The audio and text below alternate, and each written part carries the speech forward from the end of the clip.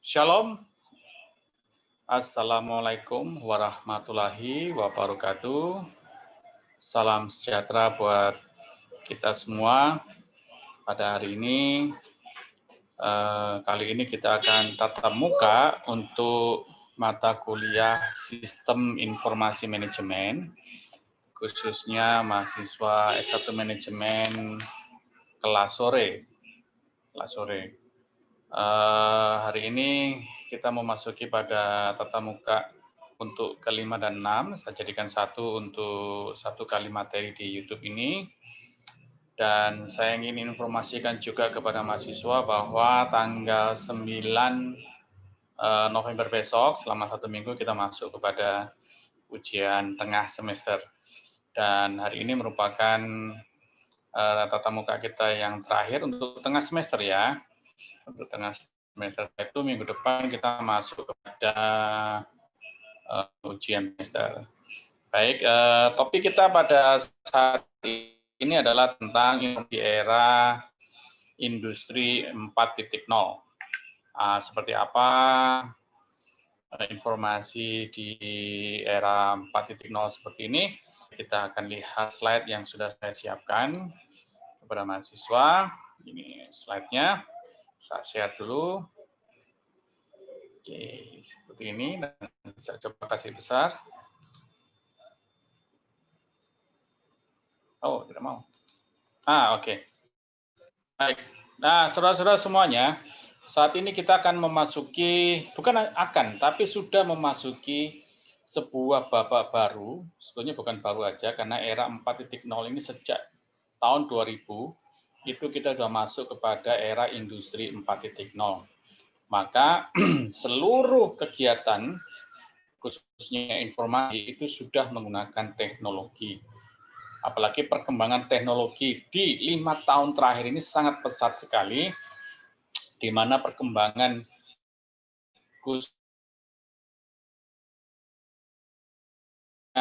era menjadi suatu kecepatan yang penting sekali untuk arus lalu lintas informasi. Di mana era 4G itu sudah di Amerika, di Eropa itu sudah sejak tahun 2000-an awal itu sudah masuk dalam 4G. Beda ya antara 4G dengan era 4.0. Era 4.0 sebuah era di mana kita memasuki sebuah teknologi yang sangat lebih canggih daripada sebelumnya. Tentunya ada era 3.0 dan ada era 2.0 dan ada era 1.0. Nanti ada sebuah movie yang saya share kepada rekan-rekan dan kita bisa menontonnya. Di situ dijelaskan apa itu era 1.0 sampai dengan apa itu era 4.0. Nah, sebelumnya kita akan melihat lebih dahulu bahwa seluruh masyarakat di muka bumi saat ini sudah memasuki era informasi 4.0, di mana kecepatan, handalan, dan up to date daripada informasi itu bisa diakses secara cepat, bahkan terkini. Contoh beberapa waktu yang lalu ada tsunami atau gempa bumi yang menyebabkan tsunami di Jepang. Itu gempa bumi itu bisa kita saksikan real time.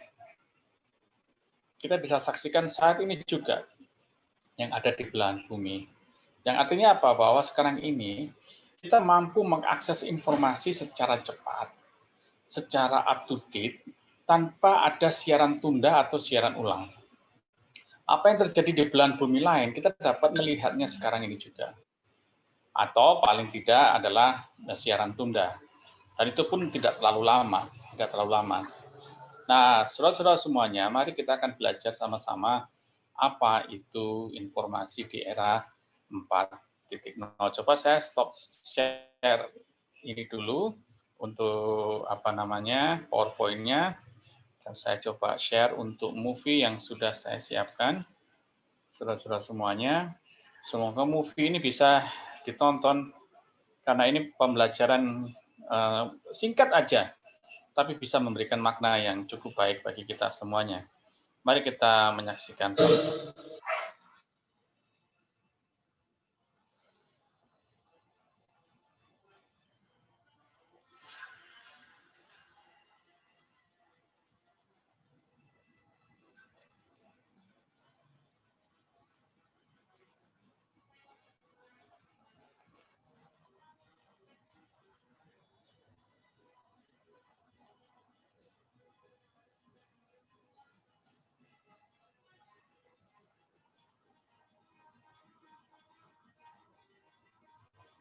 Ini adalah era industri 1.0. Demonstrasi massal menuntut lapangan kerja itu bukan era-era sekarang ini, tapi sejak dahulu sudah ada. Oleh karena mesin sudah menjadi teknologi yang terbaru waktu itu. Ini adalah revolusi industri 2.0.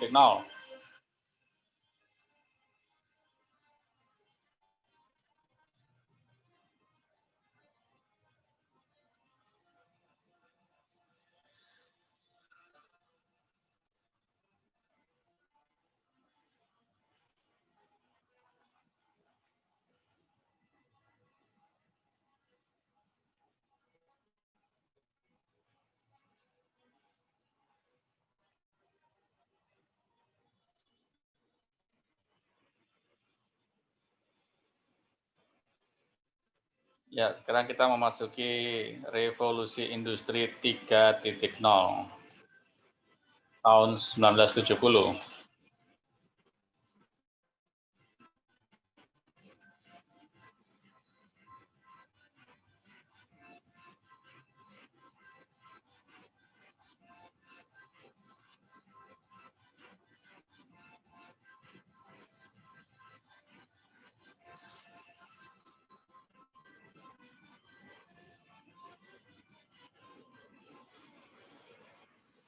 Nah, ini adalah era kita sekarang, revolusi industri 4.0. Dimulai tahun 2000-an, saudara-saudara semuanya.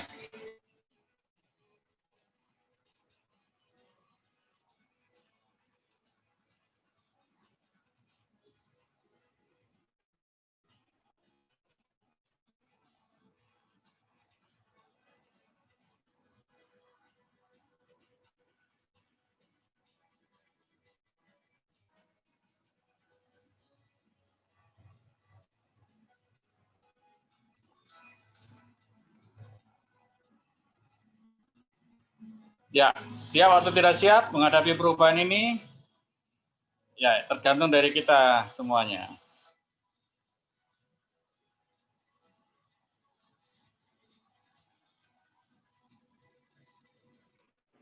Ya, itu adalah sebuah movie yang saya tampilkan kepada kita semua, bahwa era ini suka tidak suka, mau tidak mau, sudah melanda kehidupan kita. Karena kecanggihan dan teknologi yang semakin berkembang dengan cepat, itu sudah melanda seluruh dunia. Indonesia suka tidak suka juga akan mengalami juga. Baik, kita kembali ke slide. Nanti ada satu movie di terakhir dari tatap muka kita. Nah, saudara-saudara, sekarang kita akan coba lihat, kita memasuki era 4.0. Sekarang kita lihat kepada human-nya atau manusianya. Ada beberapa fase juga pengenalan teknologi bagi manusia. Tentunya kita sudah banyak mengenal apa itu netizen, apa itu zetizen, apa itu milenial. Beberapa terakhir dekade ini orang lebih banyak belajar atau membahas apa itu milenial, apa itu netizen. Coba mari kita perhatikan sama-sama teori atau makna yang sesungguhnya tentang milenial, netizen, dan zetizen. Kita mulai terlebih dahulu kepada netizen terlebih dahulu. Apa itu netizen?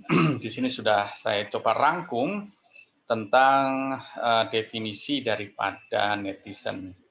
Netizen itu adalah istilah dari namanya warganet atau netizen. Di sini ada namanya warganet, yaitu warga yang ada di internet. Kemudian disingkat dengan netizen. Karena netizen itu adalah dua kata yang dijadikan satu, yaitu warganet dan zetizen. Zetizen. Zetizen itu adalah warga, kemudian net itu adalah internet. Jadi netizen adalah warganet, sebuah warga negara, bukan warga negara, ini adalah sebuah warga atau kelompok manusia yang ada menggunakan internet. Seperti itu. Sehingga bisa disebutkan seseorang yang aktif terlibat dalam komunitas maya, bukan nama orang ini ya, atau internet pada umumnya.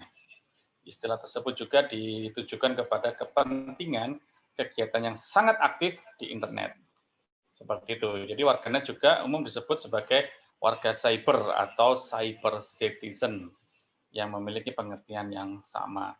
Jadi netizen itu merupakan singkatan dari internet dan citizen atau lebih disingkat lagi namanya warganet. Nah, kita yang suka email, apalagi suka Facebook, suka WhatsApp, apalagi di WhatsApp itu ada WhatsApp group. Nah, di dalam WhatsApp group itu Anda disebut dengan netizen karena ada komunikasi di dalamnya di antara warga-warga yang ada di WA itu disebut dengan netizen. Netizen. Seperti itu. Kita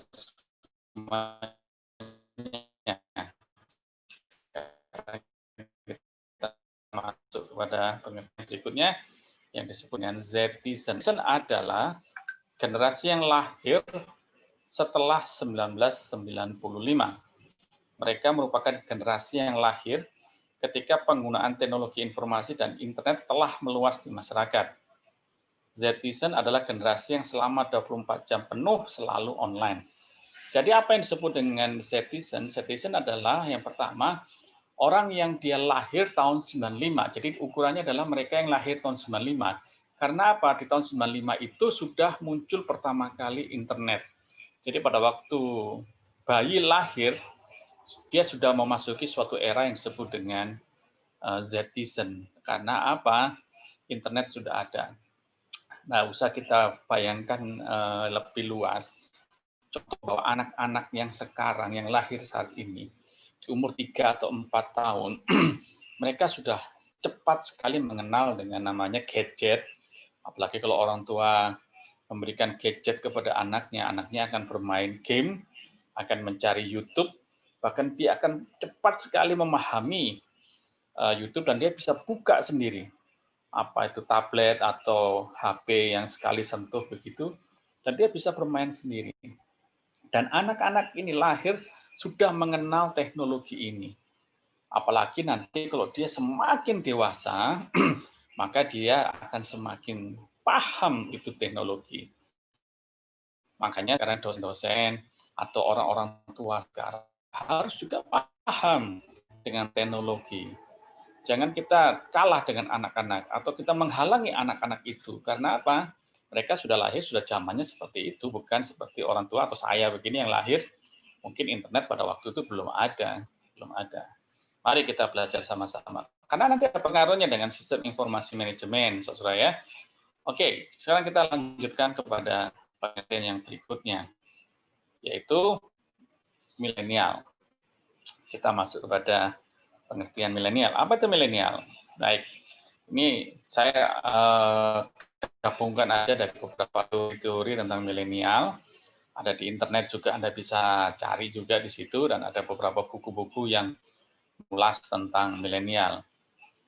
Milenial ini adalah sebuah kelompok demografi setelah generasi X. Jadi generasi tahun 95 tadi yang di awal disebut dengan netizen itu adalah generasi X atau Gen X. Nah, ini tidak ada batas waktunya yang pasti atau berakhirnya. Yang pasti para ahli coba melihat bahwa milenial itu adalah mereka yang lahir tahun 1980-an atau pertengahan tahun 1990-an. Ada juga yang menulis itu tahun 2000-an mereka lahir. Di mana mereka lahir sudah internet sudah ada. Sudah ada, teknologi komputer juga sudah ada, saudara semuanya, sehingga mereka sudah sangat paham sekali.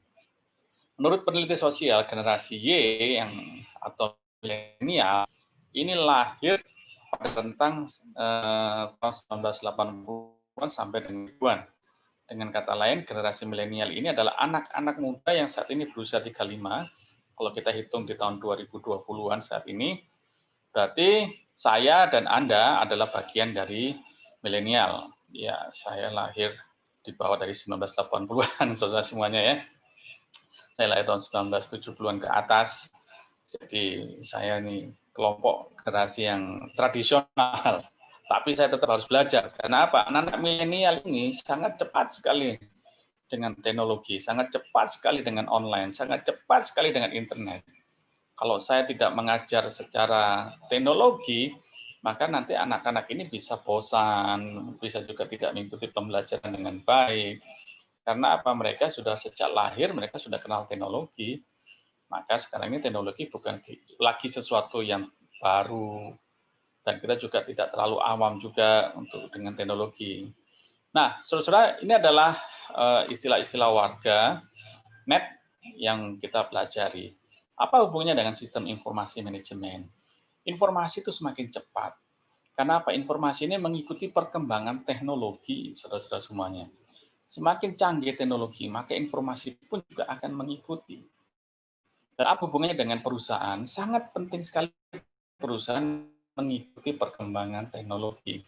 Karena apa? Arus informasi untuk perusahaan-perusahaan, apalagi perusahaan bisnis.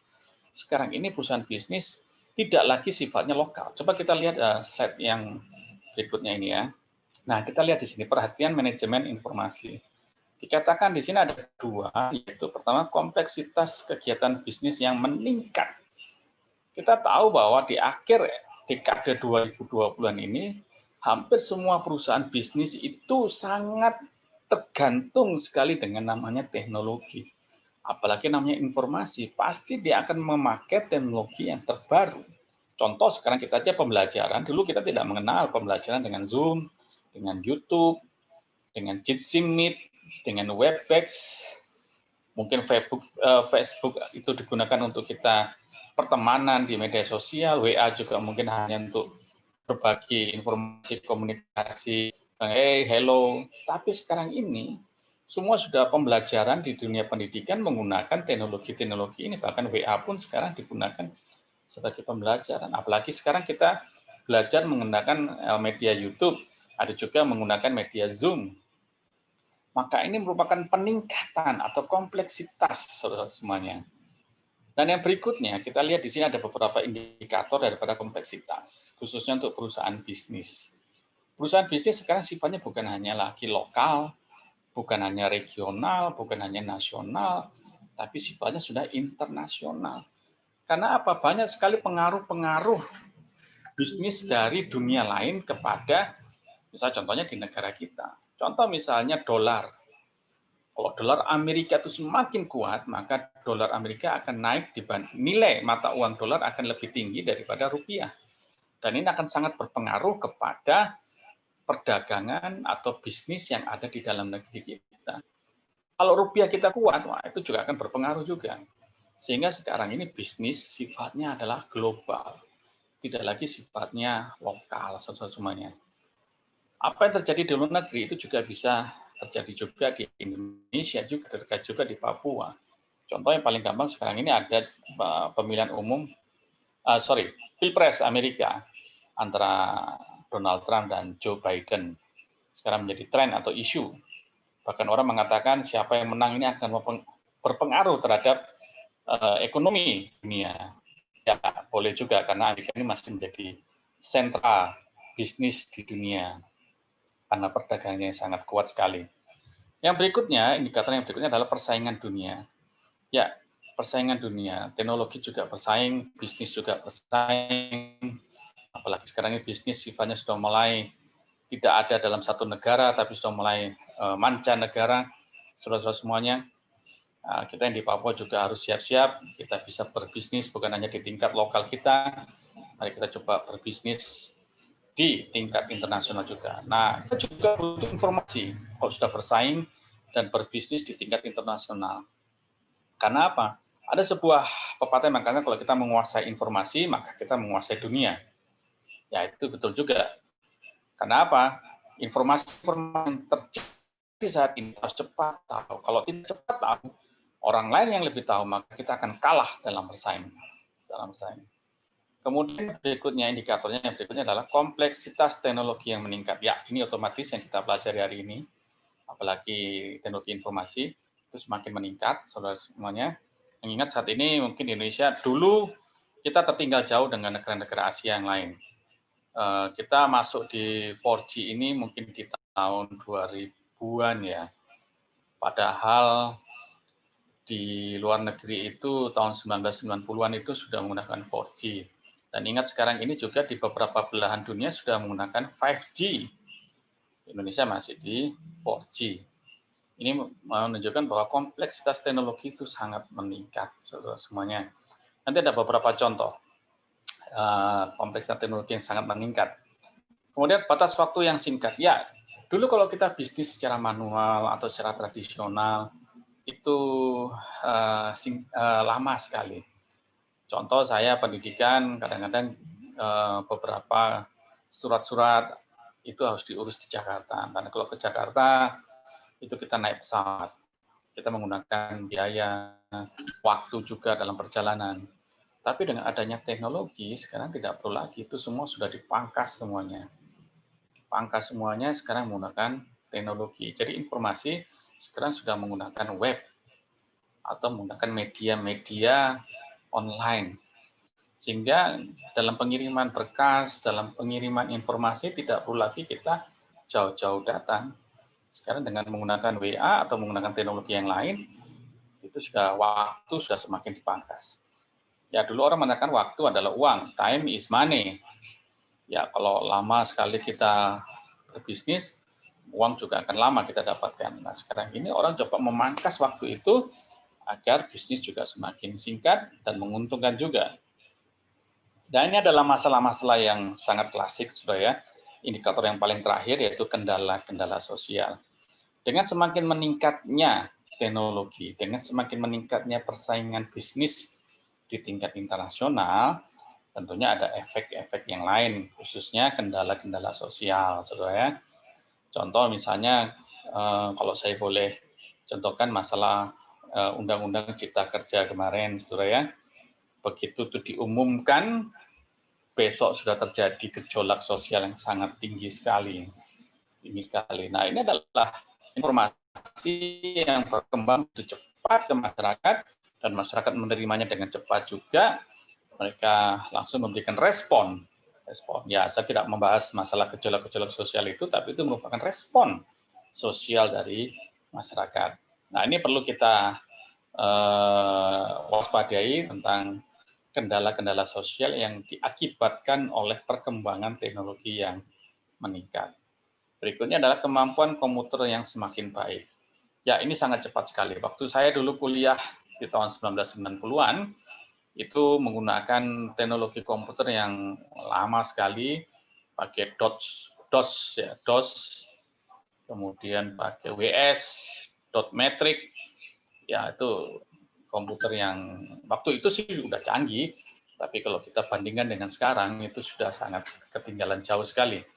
Sekarang sifatnya bukan lagi komputer yang DOS, tapi sekarang sudah digital semuanya.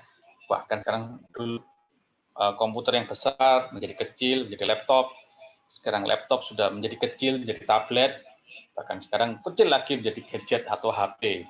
HP yang ada di tangan kita itu kan bisa untuk internet, bisa untuk menulis juga, bisa Facebook, bisa WA. Nah, nanti perkembangan ke depan seperti apa, itu merupakan penemuan-penemuan teknologi yang semakin berkembang, saudara semuanya. Sekarang kita masuk kepada materi berikutnya. Ya, saudara-saudara semuanya, teknologi ini sangat penting di era industri 4.0 atau 4.0 ini. Karena apa? Persaingan itu semakin ketat seperti yang tadi di atas.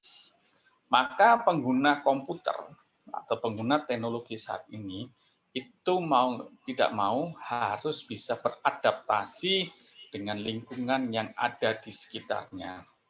Siapa yang berperan penting di situ? Yang pertama adalah manajer atau pimpinan. Pimpinan ini sangat menentukan sekali bagi perusahaannya dalam penggunaan teknologi. Karena apa, saudara semuanya? Tidak semua manajer atau pimpinan perusahaan itu mau menggunakan teknologi yang terbaru. Ya ada beberapa perusahaan-perusahaan yang dia masih mau seperti yang sifatnya tradisional, yang mereka punya pemikiran sendiri-sendiri, punya pemikiran. Dan saya melihat juga beberapa kali meneliti mereka yang menggunakan teknologi bisa aja jalan perusahaannya, it's okay, tapi mereka punya pasar sendiri, punya pangsa pasar sendiri, atau punya segmen pasar sendiri. Segmen pasar. Tapi rata-rata perusahaan-perusahaan itu sudah menggunakan teknologi yang begitu maju. Contoh yang paling gampang sekarang ini adalah banyak sekali perusahaan-perusahaan, khususnya perusahaan bisnis yang jual beli produk, sekarang sudah menggunakan teknologi web, di mana penjualannya selain dia punya supermarket, dia punya mall, tapi dia juga punya web, di mana penjualannya sekarang menggunakan internet, menggunakan aplikasi. Jadi seperti Bukalapak, Blibli, dan yang sejenis lainnya. Perusahaan-perusahaan ini berdampingan dengan perusahaan-perusahaan penyedia jasa penjualan secara online, sehingga barang-barang itu selain dijual secara langsung, datang di mall, tapi juga bisa melalui secara online. Nah, itu tergantung daripada manajer. Dan juga non-manager. Non-manager ini artinya adalah para pengguna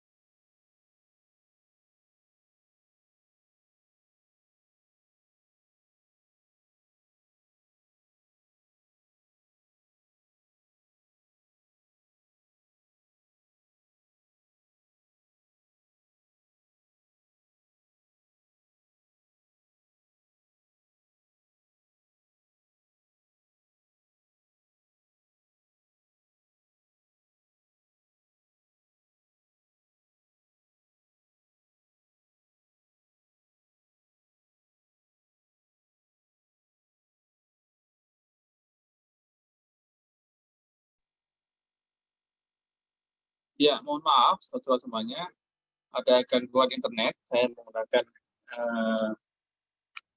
gadget yang satunya. Semoga ini bisa kita perhatikan dengan baik. Baik, saudara semuanya, saya tidak bisa tampilkan PowerPoint-nya karena saya ada tampil di mana melalui gadget, sementara laptop saya sepertinya internetnya mati. Saudara semuanya, mohon maaf. Kita langsung saja bahwa peran daripada manajer itu sangat penting sekali, saudara semuanya, dalam menentukan arah bisnis daripada perusahaannya. Di sini ada interpersonal roles, ada informational roles, dan ada peran keputusan.